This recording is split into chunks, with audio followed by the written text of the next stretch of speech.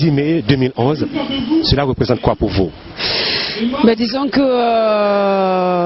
c'est en fait la date où on a accordé aux Africains et Afro-descendants de l'abolition de l'esclavage. Mais bon, cette date c'est important, mais aujourd'hui je pense que l'esclavagisme continue en fait, dans différentes formes, et c'est jamais abolir en fait. L'esclavagisme continue. D'après vous, c'est sur quelle forme, comment ça continue? Ben, l'esclavage des élites déjà, et l'esclavage économique.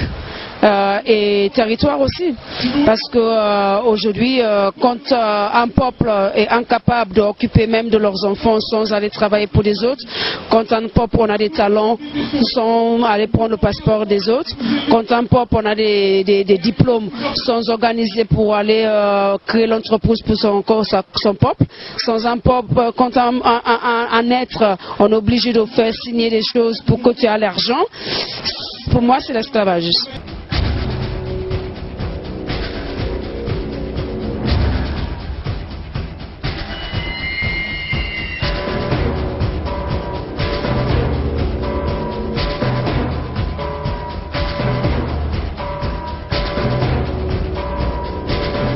Peau noire, hein. N'oublions pas que les Égyptiens avaient une peau noire.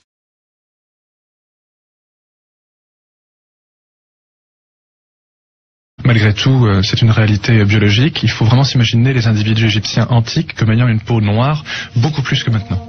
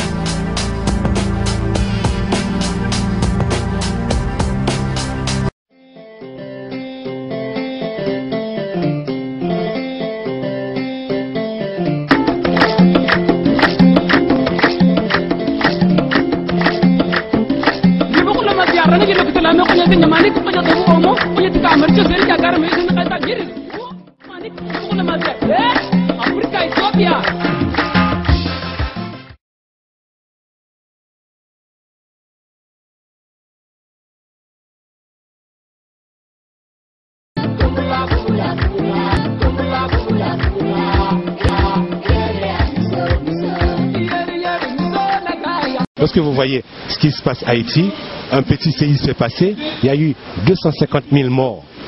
Alors, vous regardez de loin, qu'est-ce que vous pensez de ce petit pays qui a été le premier pays noir indépendant? Ben, quand on voit en fait comment fonctionne le système et les Européens, on voit que il ne faut pas que ce pays soit indépendant. Pour moi, le pays n'est pas encore indépendant. Parce qu'un pays où on contrôle toutes ses ressources, on contrôle la population, on contrôle la culture, on contrôle la foi, on contrôle tout le monde, pour moi, c'est pas indépendant. L'indépendance, c'est quand on me laisse la liberté de choisir.